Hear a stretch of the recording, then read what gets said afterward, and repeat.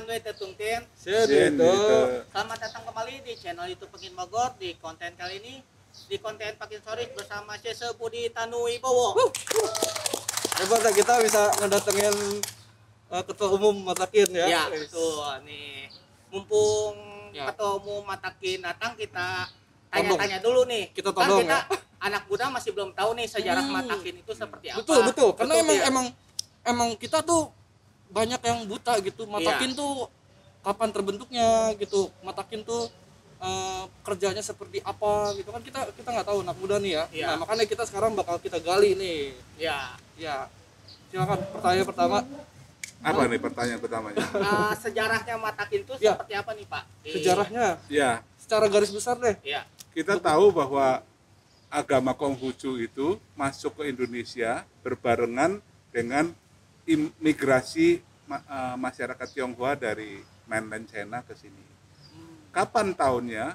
Banyak versi dan tidak tahu mana yang paling tepat, mana yang paling benar. Ada yang mengatakan sejak zaman dinasti Han, artinya 200 tahun sebelum Masehi sampai 200 tahun sesudah Masehi. Ada yang mengatakan sejak zaman prasejarah. Intinya sudah lama.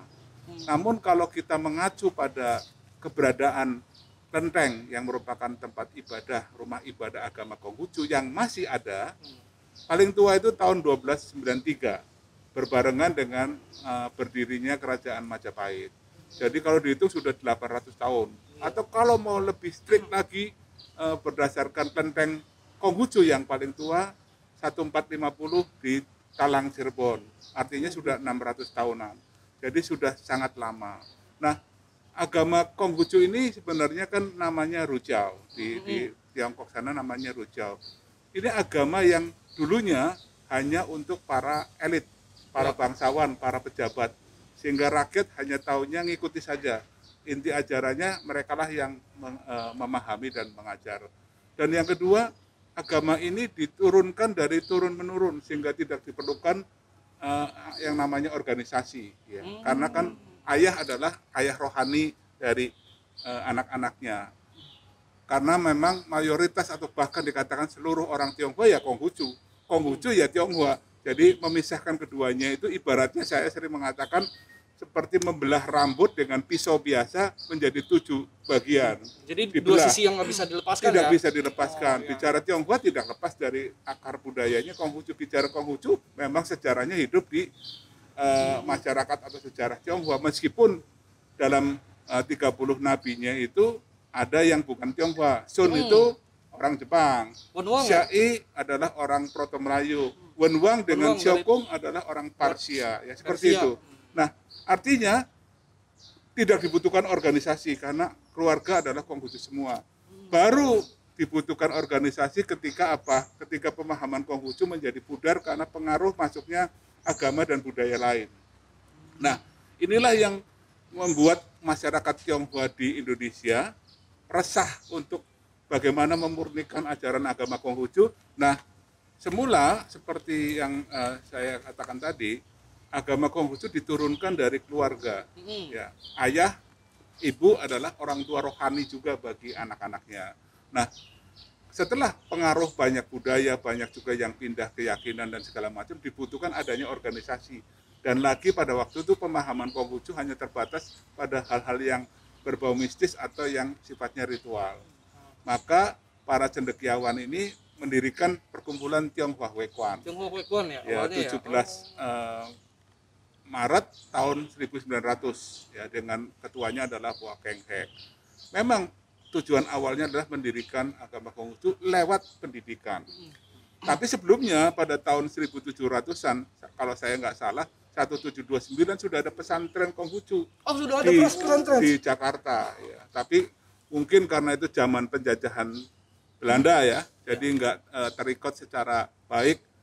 Sejarahnya bisa mungkin ditelusuri ke Leiden sana kalau ada yang mau. Oh, nanti kita susulin ya. Nanti kita ke sana. Oke, nanti kita ke sana. Kemudian Tionghoa Wequan fokus ke pendidikan karena pendidikan dianggap mungkin lebih penting meskipun sifatnya jangka panjang untuk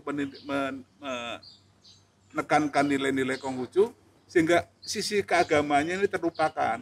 Sehingga seksi agama di dalam Tionghoa Wequan merasa resah dan gelisah gitu ya. Mereka kemudian bersepakat untuk mendirikan perkumpulan yang khusus agama. Ya, tapi jangan salah bahwa Matakin yang sekarang kita kenal, awalnya itu adalah bukan didirikan dari pusat kemudian bikin cabang-cabang ke daerah, tapi dari bawah. 1900-an masih zaman penjajahan Belanda dan sampai ke Jepang, makin-makin di setiap kota itu ada. Oh, jadi ada makin dulu. Makin-makin dulu. Nah, makin-makin ini setelah melihat Tionghoa Wekuan tidak fokus kepada pendidikan, membikinlah kesepakatan untuk melakukan kongres pada tanggal 12 April tahun 23 di Jogja.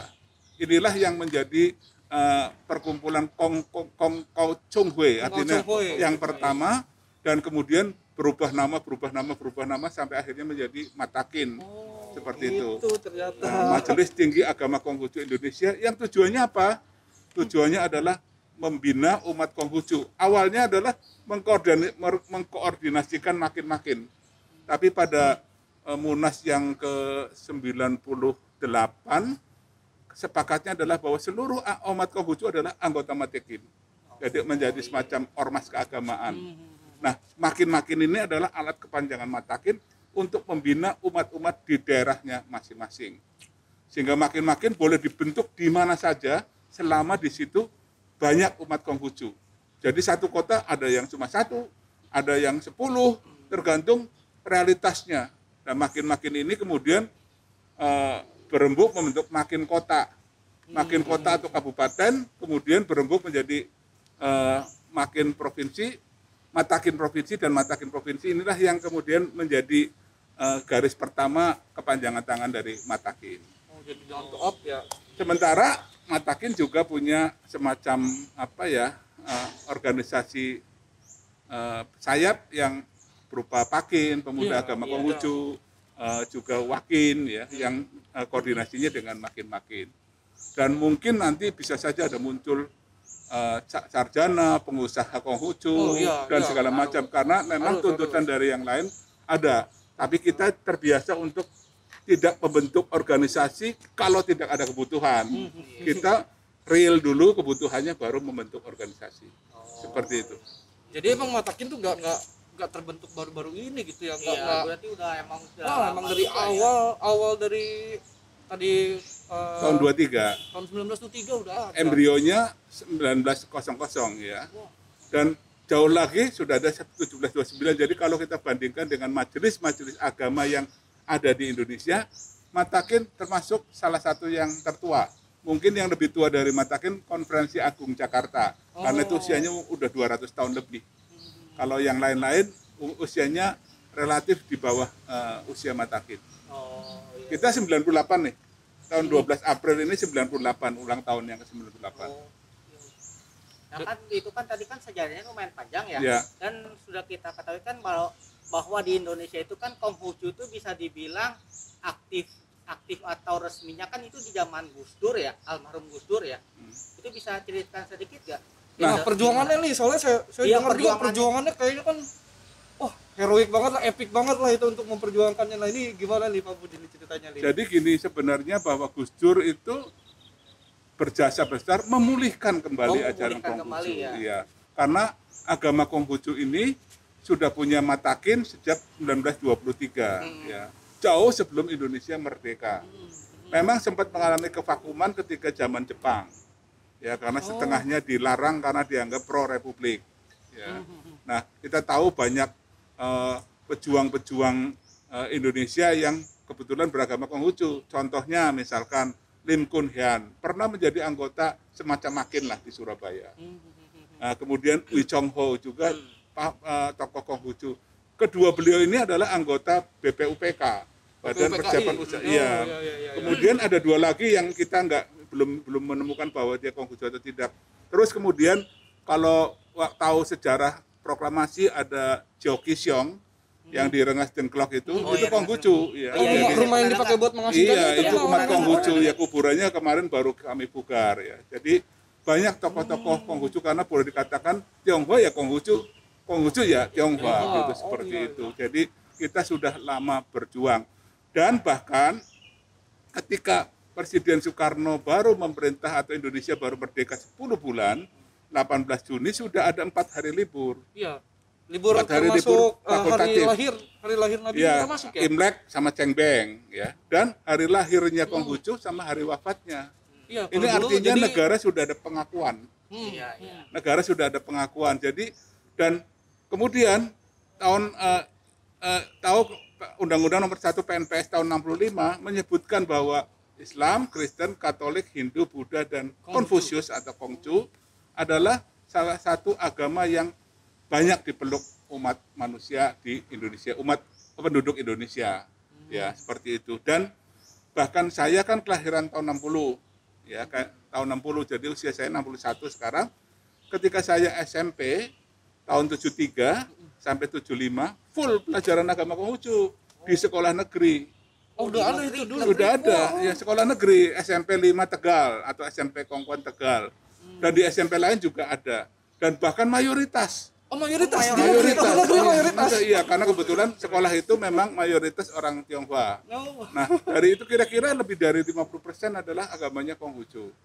Dan itu terus sampai kelas 1 sampai kelas 3. Bahkan ketika SMA Negeri 1, SMA satu-satunya di Kota Tegal pada waktu itu SMA Negeri, saya sampai kelas 2 penuh pelajarannya agama Konghucu. Ya, tapi ketika tahun 78 keluarlah surat edaran Menteri Dalam Negeri pada waktu itu Pak Amir Mahfud yang mengatakan bahwa di KTP agama hanya ada 5. Islam, Kristen, Katolik, Hindu, Buddha, di luar itu harus minus. Oh, strip Atau milih agama yang 5 itu salah satu. Sehingga saya sendiri bisa ganti-ganti itu agama. Ganti-ganti. Tergantung moodnya di mana gitu ya. Karena menyangkut pelajaran di sekolah kan gitu. Sehingga saya pernah mendapat pelajaran 5 agama plus 1 pengalaman agama Hindu. Jadi 6-6-nya saya sudah pernah mendapatkan pengetahuan meskipun mungkin tidak mendalam ya, seperti itu. Jadi kalau ditanya agamanya apa, Bhinneka Tunggal Ika ya? Agamanya pada waktu itu ya. Dan agama saya sendiri pertama dari SD bukan Konghucu. Ya, dari SD bukan Konghucu? Bukan, agama saya di rapot adalah Kristen. Oh. Ya. Kristen, tapi di sekolahan saya sekolahnya di pinggiran Tegal, saya mendapat pelajaran Islam. Karena yang ada waktu itu hanya Islam di SD saya. Oh. Ya, jadi kemudian sambil di rumah sering ke katedral juga karena tetangganya itu memang orang yang menganggap saya adik itu tokoh Katolik.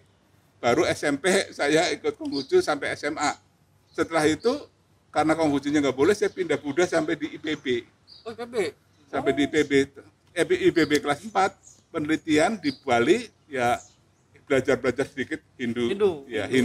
Sampai kemudian Munas Enteos tahun 93 saya balik lagi ke Konghucu gitu. Konghucu lagi. Ya. Nah ini jadi bukan Gus Dur yang meresmikan agama Konghucu, itu adalah memulihkan dari kebekuan. Karena Bung Karno sudah menetapkan di Undang-Undang PNPS tahun 65. Kemudian bahkan ketika Munas keberapa itu Pak Harto memberikan sambutan.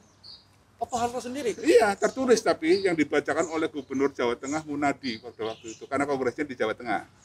Nah, tapi bahkan kita sudah mendapatkan kapling di Taman Mini, ya. Tahun 74 kan Taman Mini, 20 April tahun 74 atau 75, kita sudah dapat kapling di Taman Mini, tapi di tengah jalan di stop. Oh, sebenarnya hak dari Kung Myo itu udah dari lama ya? Di Taman Mini itu ada Islam, Kristen, Katolik, Hindu, Buddha, sebenarnya Konghucu. Tapi karena Konghucunya dibatalkan menjadi tempat padepokan Sambar Nyawa. Oh, ya. Harusnya di sana. Harusnya di sana. Ya, makanya bereret gitu kan, 5 ada 1. Cuma 1 doang nih di sini. Ya. Nah, ini baru pulih ketika tahun 2009. Kita dikasih tempat yang meskipun relatif lebih kecil tapi di paling depan ini sekarang. Iya, benar. Paling depan seperti itu. Jadi selalu ada hikmah lah. Ya, jadi ketika Pak Harto pun awal-awal masih membolehkan bahkan memberikan kapling. Tapi entah kenapa tahun 78 menjadi tidak boleh, dan ketika Pak Harto akhir, saya sudah di dalam Matakin, Pak Chandra, ada Pak Wawan, Pak Bingki, membuat satu yayasan yang namanya Nur Kebajikan dengan ketuanya Pak Bondan. Nah, Gus Dur terlibat bahwa yayasan itu memang namanya Nur. Nur itu kan cahaya ilahi dalam bahasa Islam. Kebajikan itu kosakata yang paling sering diucapkan dalam agama Konghucu banget lah ya. Ya, Konghucu banget. Itu tujuannya bagaimana yayasan ini memulihkan kembali ajaran Konghucu. Bahkan beliau sampai hadir di pernikahannya Budi dan Lani, yang pernikahan tidak boleh dicatatkan secara Konghucu untuk memperjuangkannya. Sehingga Gus Dur ketika jadi presiden sudah paham betul bahwa Konghucu diperlakukan diskriminatif oleh negara, meskipun tidak dilarang tapi dibatasi. Imleknya dibatasi, bahkan ketika saya sekolah pas Imlek disuruh ulangan. Iya, biasanya bertepatan sama THB ya? Ya diulang, kalaupun nggak THB suruh ulangan lah, seperti itu. Nah akhirnya apa? Ketika Gus Dur jadi presiden, belum sampai sebulan, di satu pagi, saya dengan Pak Bingki Irawan, soan ke istana. Lobby-lobby lah ya? Nggak ada tujuan lobby-lobby, kita hanya soan, mau bertemu saja, mengucapkan selamat. Di tengah jalan, kalau pernah ke Jalan Juanda, Jalan Veteran, itu kan ada rel kereta api itu. Rel kereta api di Istiqlal yang di atas itu. Pas di situ muncul ide bagaimana kalau kita ngusulin Imlek secara nasional. Itu siapa tuh yang mengubahkan secara spontan seperti kadang-kadang di dalam hidup tuh ada sesuatu yang nggak jelas gitu loh. Tahu-tahu kita jadi antara Pak Bingki dan saya itu langsung bisa satu connect gitu loh. Satu connect, kita usulkan ke Gus Dur. Kita diskusi sambil nyetir mobil, saya yang nyetir. Kemudian masuk ke ruangan Gus Dur, langsung ngomong, bertiga nih, Gus Dur sendirian. Itu benar-benar bertiga sama Iya. Karena kita ini, bahkan saya pernah berdua di dalam ruangan kepresidenan tanpa siapa-siapa gitu. Karena sudah dekat, sudah lama. Ya, saya kenal Gus Dur itu. Begitu dekatnya ya gitu sama Gus Dur. Saya kenal Gus Dur itu tahun 86. Ketika menyusun Ensiklopedia Nasional Indonesia, saya sebagai pemimpin usaha atau pemimpin proyek, Gus Dur ditunjuk menjadi ketua rubrik Islam. Tapi beliau nggak sempat, akhirnya di-refer ke Cak Nur Kholis Majid, almarhum, dan Cak Nur Nohid di-refer ke Pak Johan Effendi yang kemudian menulis ensiklopedia itu. Sedangkan Pak Chandra kenal lewat jalur Pak Kwik Yangi, ya. Pak Bingki pernah ikut seminar bareng atau kuliah bareng bersama Gus Dur untuk mempelajari sesuatu lah gitu. Jadi tiga-tiganya sudah kenal lama. Ya. Dan karena saya lebih dekat secara lokasi, saya sering pagi itu ke Ciganjur gitu loh. Nah, ketika mengusulkan Gus, bagaimana kalau mumpung Anda jadi presiden, kita mengadakan Imlek nasional. Apa itu Imlek nasional? Dia tanya begitu. Imlek yang diadakan oleh Matakin, dihadiri seluruh umat Konghucu dan tokoh masyarakat Tionghoa dari seluruh Indonesia, dan Gus Dur sebagai presiden resmi hadir. Beliau nggak ngomong iya atau tidak, dua kali Gus. Dua kali. Kita bingung, Gus Dur sama saya dengan Pak Bingki pandang-pandangan, apa maksudnya dua kali? Imlek di Jakarta, kamu ketua, Cap Gome di Surabaya, Pak Bingki ketua. Oh, jadi malah disuruh dua kali? Disuruh dua kali. Saya dengan Pak Bingki langsung connect. Karena kita tahu waktu itu Matakin nggak punya apa-apa. Sekali aja belum pengalaman dan nggak punya duit. Kita bilang, jangan Gus, kita nggak enak. Waisak cuma sekali, Nyepi cuma sekali, ya Buddha cuma sekali, Hindu cuma sekali, Kristen yang bahkan sama Katolik, Natalan sekali. Kristen Katolik gitu. Kalau Islam lebih dari satu kali, karena kita tahu bahwa itu jumlahnya banyak. Nggak bisa katanya, ini baru pertama kali untuk mengobati kerinduan umat Konghucu. Habis itu nggak bisa dibantah lagi kan? Saya ke kantor, langsung ada telepon dari Ibu Ratih Harjono. Mbak Ratih ini adalah waktu itu sekretaris presiden.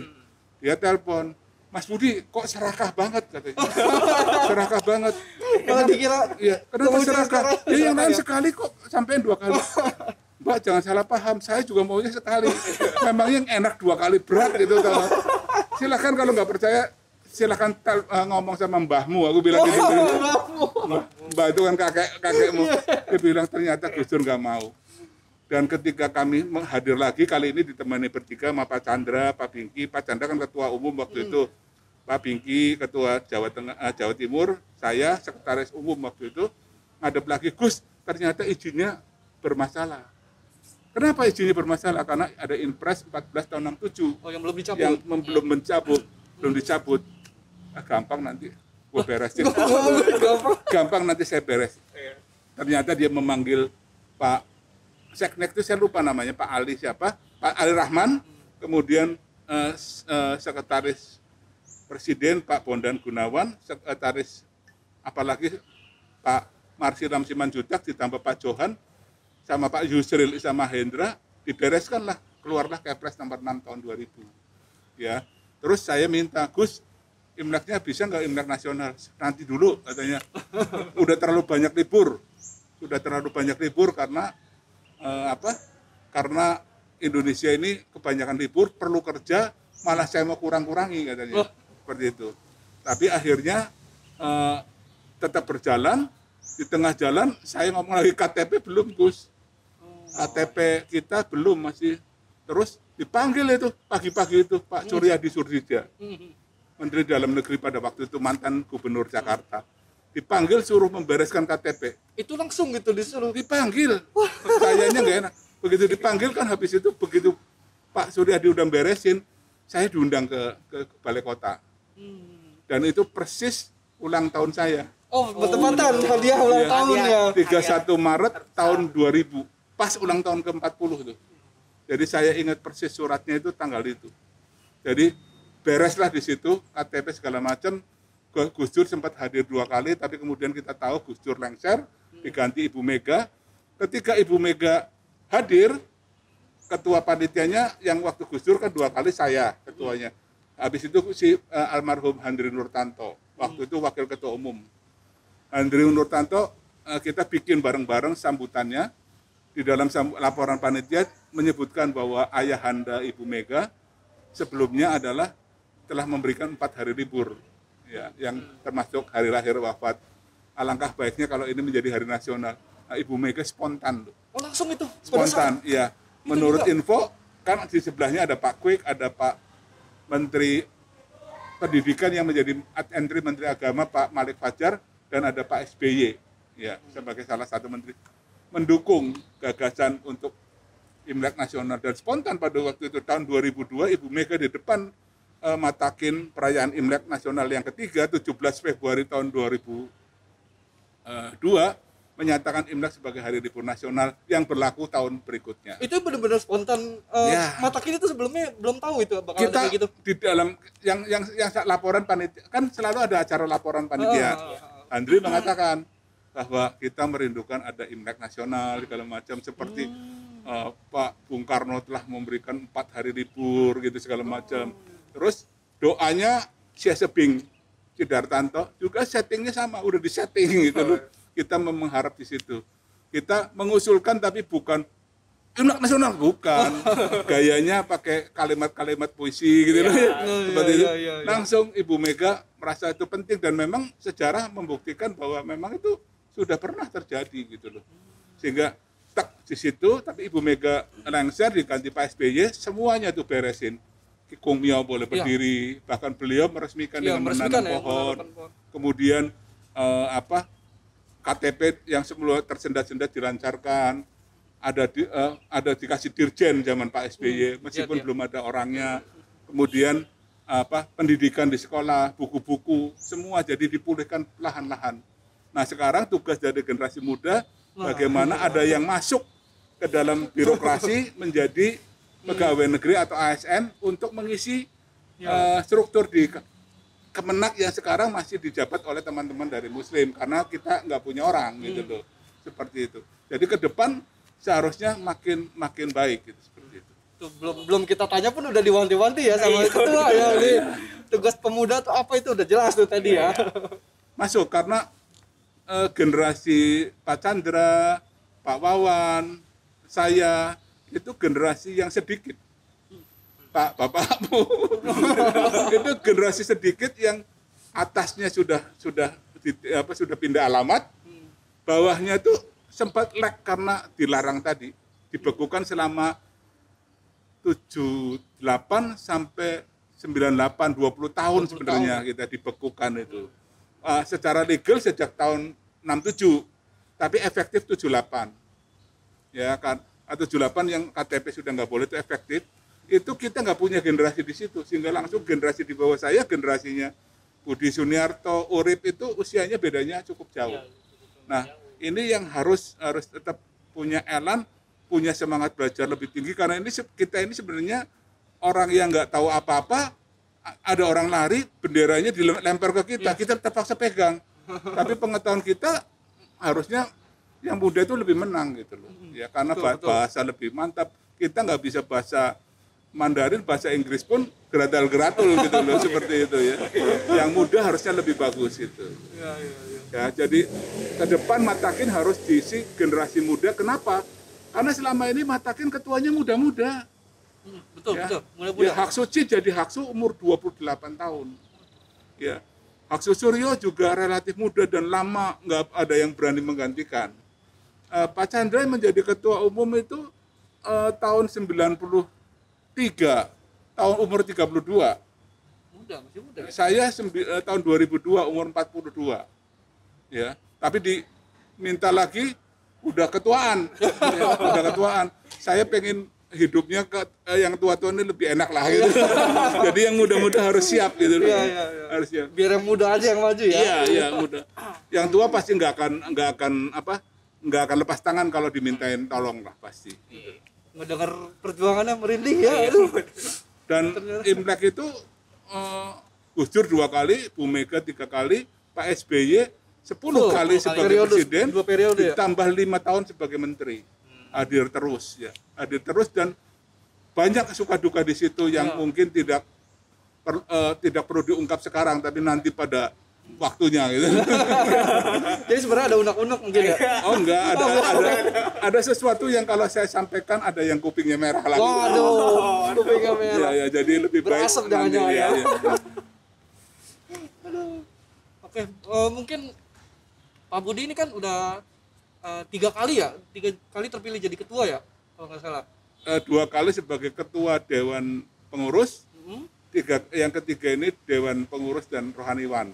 Nah itu perasaannya gimana tuh bisa terpilih 3 kali itu apa gitu? Gimana gitu perasaan, apakah? Perasaannya kehilangan masa muda. Ya, karena jadi ketua umum Matakin dalam usia muda itu godaannya besar. Matanya kan masih mata muda, tapi dipaksa untuk berpikir seperti orang tua. Jadi ibaratnya hidup itu banyak topengnya. Saya ini kan orang yang spontan, yang senangnya seni, senangnya sesuatu kuliner, senangnya jalan-jalan, senangnya lirik-lirik gitu ya. Nah itu karena beban menjadi ketua umum, jadi semacam orang pribadi itu kayak ada kekangan gitu loh. Jadi nggak nyaman lah kalau secara pribadi. Tapi kadang-kadang gimana, yang terakhir kemarin saya sudah nggak mau tapi diminta dan digandolin sampai malam. Ya terpaksa, bukan artinya terpaksa menerima, tapi tentu kita harus bertanggung jawab seperti itu ya. Jadi kita berharap sih ke depan Matakin jangan sampai kehilangan darah-darah muda. Betul, ya darah-darah muda. Menjadi ketua umum itu dipaksa untuk kita tidak bisa bertindak penuh seperti jiwa kita. Karena ini perkumpulan sosial keagamaan lagi. Kalau saya katakanlah atau Anda atau adik-adik menjadi direktur perusahaan, jelas karyawan harus begini. Ini yang harus dicapai. Sanksinya begini. Kita bisa tegas. Tapi kalau ini sebuah sukarela. Dan kita namanya ketua, tapi kan status kita sama. Sama, nggak bisa sembarangan. Ada yang pengen dipotong pun kita gimana gitu loh, keagamaan. Jadi itu hambatannya. Nah kita ketika awal-awal agak lebih gampang. Saya waktu itu masih muda, pertimbangan nggak begitu panjang, dan pokoknya yang penting kerja benar, selesai. Tapi makin tua kita dipaksa untuk lebih berpikir panjang. Dan lagi semangat umat Konghucu pada waktu itu karena berhadapan dengan negara yang mendiskriminasikan kita, semangat kita menggebu-gebu. Jadi orang-orang Konghucu yang masih tersisa dan menganut Konghucu pada waktu itu punya semangat militansi yang tinggi gitu loh, berjuang. Disuruh lebih gampang, berjuang tanpa pamrih. Nah sekarang ketika muda kena penyakit umum. orangnya semangatnya menjadi kurang, perhitungannya kepada kepentingan pribadi dan segala macam, sehingga orang-orang yang ikut pun banyak kepentingan lain. Sehingga kita harusnya lebih tegas, tapi karena itu adalah saudara kita menjadi agak susah. Nah, makanya saya pesan ke depan, Matakin agama Konghucu bisa tumbuh besar kalau generasi mudanya benar-benar fight untuk kepentingan agama. Jangan memikirkan kepentingan pribadi, apalagi yang menyangkut uang, menyangkut kedudukan. Betul. Ini yang saya lihat harus diakui secara jujur agak luntur. Orang-orang kita kalau disuruh itu pertimbangannya macam-macam. Iya. Kalau dulu jalan kaki, duit nggak ada, tapi tetap maju. Malah saya sempat dengar katanya sampai ada yang di penjara tuh ya. Oh iya, Nah, Pak Suryo Hutomo itu di penjara. Demi memperjuangkan ini. Demi gitu ya. Konghucu, bahkan hidupnya sengsara gitu loh. Oh, sampai sengsara. Sengsara lah di Bui dengan penghasilan yang kurang, keluarganya bagaimana? Demikian juga para senior kita dulu banyak ya seperti itu. Memang tidak di Bui, tapi secara ekonomi menderita. Sekarang masih ada yang kayak gitu, tapi banyak yang sudah hitung-hitungan. Apa benefitnya bagi saya? Betul. Ketika sesuatu tugas nggak ada sesuatunya, mungkin dorong-dorongan. Tapi ketika ada sesuatunya berebut. Nah, ini penyakit umum, tapi seharusnya jangan terjadi di masyarakat Konghucu yang katanya ingin menjadi cince. Gitu. Ya, Ini otokritik ya, Iya. otokritik. Artinya ada atau tidak ada apa-apa, tetap kita harus fight. Betul. Ya, seperti itu. Ya, saling mendukung lah seperti Iya. itu. Karena jangankan kita yang jumlahnya relatif paling kecil ya, tapi yang besar pun kalau tidak kompak juga nggak ada apa-apanya. Kekuatannya itu menjadi tidak ada gitu. Ini yang harus dikembalikan semangat militansi untuk kepentingan kebersamaan. Betul, Bu. Ya. Jadi udah dipesankan ya buat seluruh pemuda agama Konghucu di Indonesia bahwa Matakin tuh benar-benar berharap gitu sama kita sebagai pemuda itu berharap. Karena Matakin secara dana, secara kekuatan finansial boleh dikatakan bukan yang mungkin yang salah satu yang terlemah gitu, yang terlemah. Tapi kekuatan kita adalah spirit perjuangan yang tinggi. Nah, ini jangan sampai hilang. Ini yang harus terus dipupuk. Ya. Apalagi anak-anak muda sekarang lebih pintar. Pengetahuan akses dari mana-mana, belajar itu cepat sekali. Teknologi ditambah, lebih gesit, lebih punya variasi kreasi gitu. Seharusnya lebih kuat. Tinggal spiritnya itu yang jangan hilang. Spiritnya. Makanya ini harusnya dengan Randy dan yang lain-lain harus jadi contoh gitu. Contoh. Jangan pernah saya kasih pesan mengurus organisasi apapun termasuk organisasi keagamaan, kalau kalian berjasa nggak ada orang yang tepuk tangan. Nggak ada ya. Artinya yang benar-benar tulus. Tapi ketika salah sedikit saja semua kesalahan akan ditimpakan. Dan itu jangan pernah menyerah. Ya, jangan pernah menyerah, fight aja. Yang penting memang hatinya tulus gitu loh. Kan ada ayat yang mengatakan seorang cince yang mau jadi besar lebih dulu dipatahkan tulang belulangnya, disusahkan penghidupannya supaya kuat gitu loh. Nah, ini harus. Kalau orang Konghucu nggak usah semuanya lah. 10% aja begitu, wah, sudah luar biasa lah. Ya pasti generasi terdahulu kalah lah, karena kita nggak punya bekal yang cukup. Kalian yang lebih cukup, ya lebih pintar segala macam. Kalau Pakin Bogor sih udah pasti ya loyal pasti ke Matakin ya. Karena kita hampir setiap video kita selalu bilang aku cinta sama Matakin. Itu beneran ya, beneran cinta kita sama Matakin gitu. Itu yang harus ditanamkan. Gitu. Tapi cinta ini bukan artian mendukung terus. Ketika Matakin salah, diingatkan baik-baik. Betul. Matakinnya nggak pernah salah. Matakin kan benda mati. Tapi pengurusnya atau apa ya. Tapi di kita kan diajarkan bagaimana cara mengingatkan yang baik gitu ya. Karena kalau caranya nggak baik, salah dikebukin ditambah parah gitu loh. Seperti itu. Terus ini Sese untuk periode Sese yang menjadi ketua nih di Matakin sekarang ini, kira-kira masih ada PR besar nggak sih Sese yang sedang dikerjakan oleh Matakin? Kita punya PR-nya yang besar sebenarnya ada beberapa. Tapi memang ketika pandemi ini menimpa ini praktis kita boleh dikatakan kekuatan kita menjadi terkendala ya, menjadi terkendala. Kita ingin sebenarnya punya diklat, punya gedung sendiri, kita sudah sempat beli tanahnya, tapi kemudian ada problem dengan lingkungan. Ya. Tapi kita sedang mencari alternatif penggantinya. Dana untuk mendapatkannya sudah ada. Jadi itu artinya setengah jalan tapi menjadi terkendala karena faktor di luar kemampuan kita. Di luar kemampuan kita. Kita sedang membangun juga satu tempat kelenteng di Kalimantan ya. Di Kalimantan ada ya, dalam proses itu mudah-mudahan jadi besar. Kemudian di Palembang sudah selesai, di Solo sudah selesai.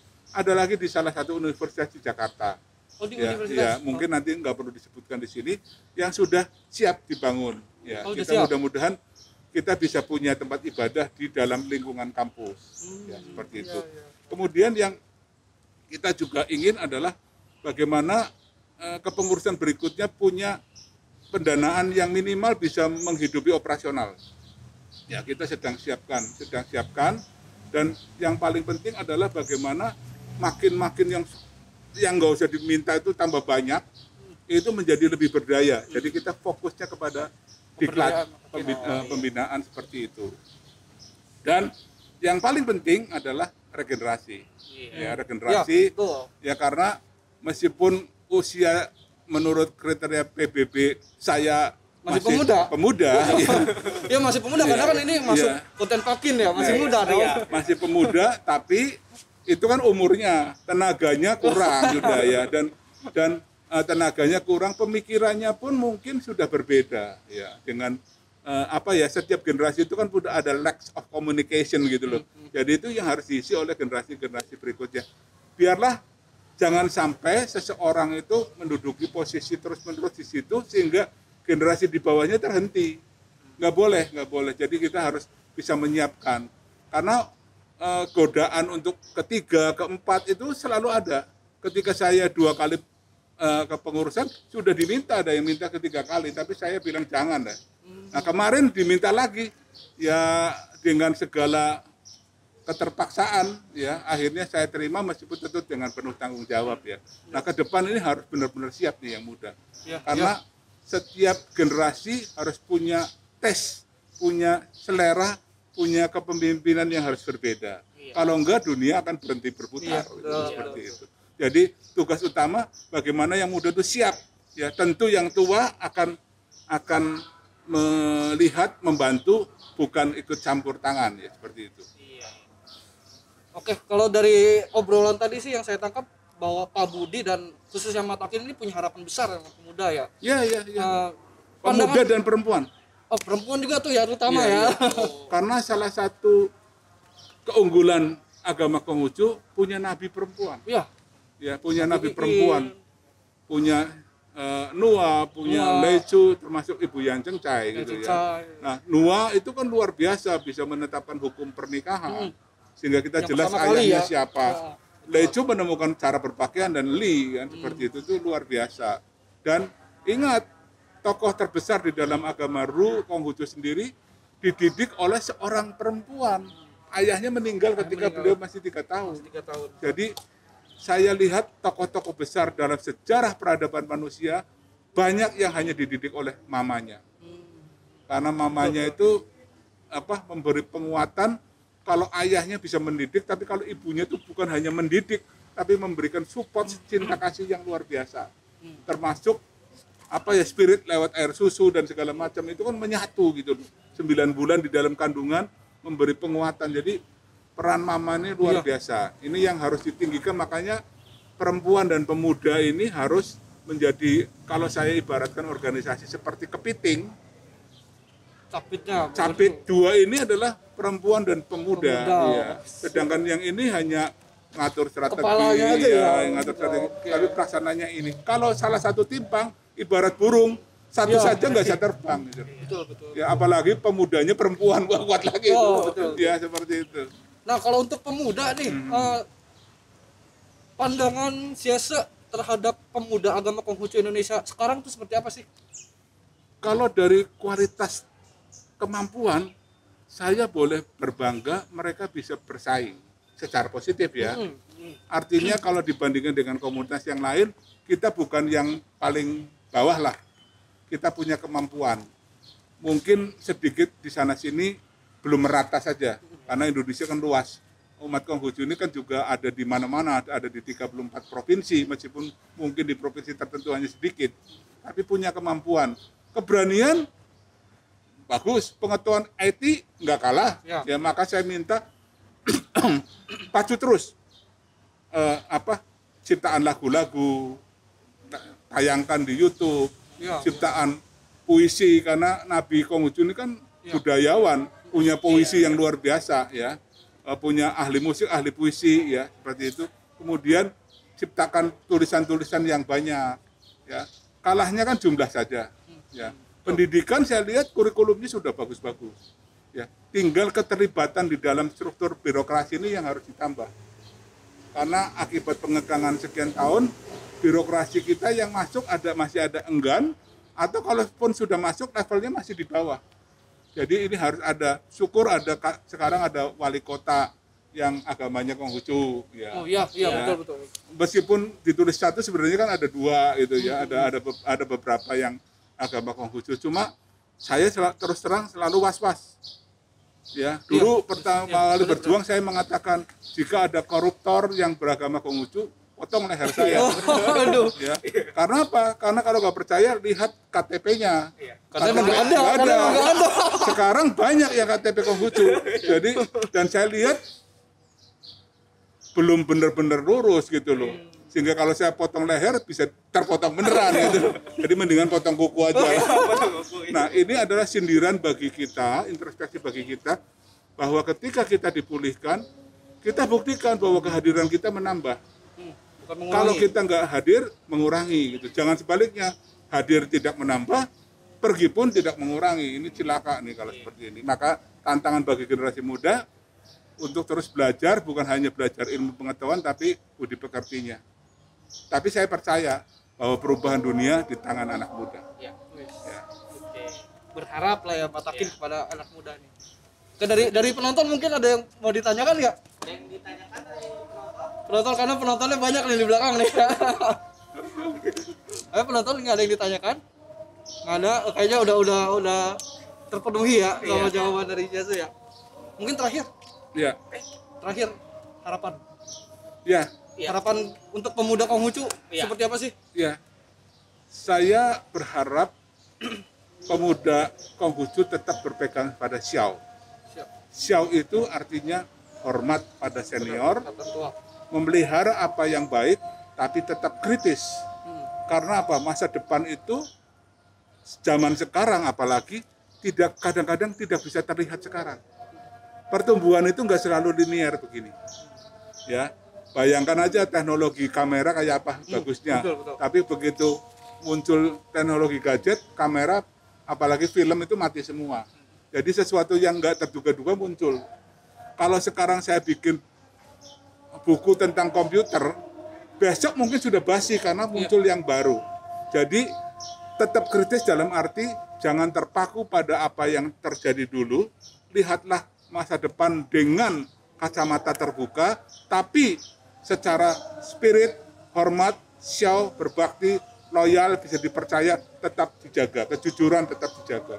Tapi yang lain-lain, keberanian harus ditambah, tapi keberanian bukan karena nekat, keberanian yang diperhitungkan, ketulusan harus ditambah karena resiko berhasil dan gagal zaman sekarang itu sangat besar. Perusahaan hari ini tumbuh, besok bisa nyungsep. Hari ini nyungsep, besok bisa tumbuh. Kalau orangnya mudah galau, celaka. Ya. Dan pengetahuan itu harus diperkaya dan dibiarkan terbuka dan jangan menganggap sesuatu yang benar itu pasti benar. Karena kebenaran yang zaman sekarang, peluang zaman sekarang bisa cepat sekali berubah. Jadi intinya cerenyong harus ditingkatkan. Pengetahuan C-nya harus diperdalam, rennya ketulusannya harus ditambah, keberaniannya harus lebih berani, tapi dengan perhitungan dan kejujuran. Nah, jadi resepnya Nabi Konghucu tetap berlaku, tapi modifikasi diperlukan. Ya, seperti itu. Dan bersikap, kita kan Nabi punya banyak murid ya, 3.000. Ada yang seperti Yan Yuan, semangat belajar, tapi dia jadi kutu buku. Semangat belajarnya kita ambil, minat yang lainnya harus dibuka. Xing Chu, sangat berbakti.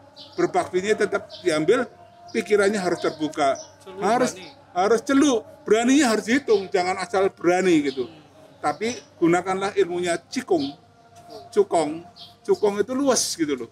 Dalam hidup itu butuh orang-orang yang luas, yang bisa berubah tanpa meninggalkan kebenaran. Jadi bisa lentur tapi tetap benar gitu. Ini perlu. Jadi gabungan 4 ini ditambah rasa percaya dirinya mengce.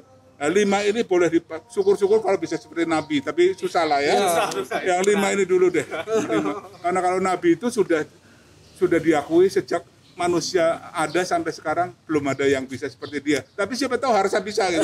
Ya, nggak tahu seperti itu. Sancai mudah-mudahan. Atau Randy nggak mau kalah. Mungkin jalannya yang berbeda, mungkin. Iya. Susah sih memang ya kita. Saya orang yang sangat logik.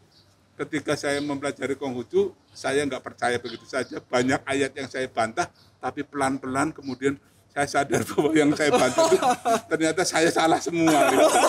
Ya. Jadi ayat Nabi itu memang benar semua. Benar semua ya. Oke, gimana?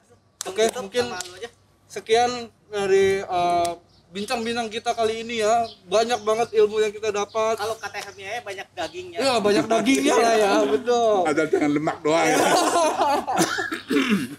Banyak daging ya, mulai dari sejarah Matakin yang nggak kita tahu, terus sejarah agama Konghucu yang ternyata emang udah ada gitu ya, dari zaman kemerdekaan itu sudah ada.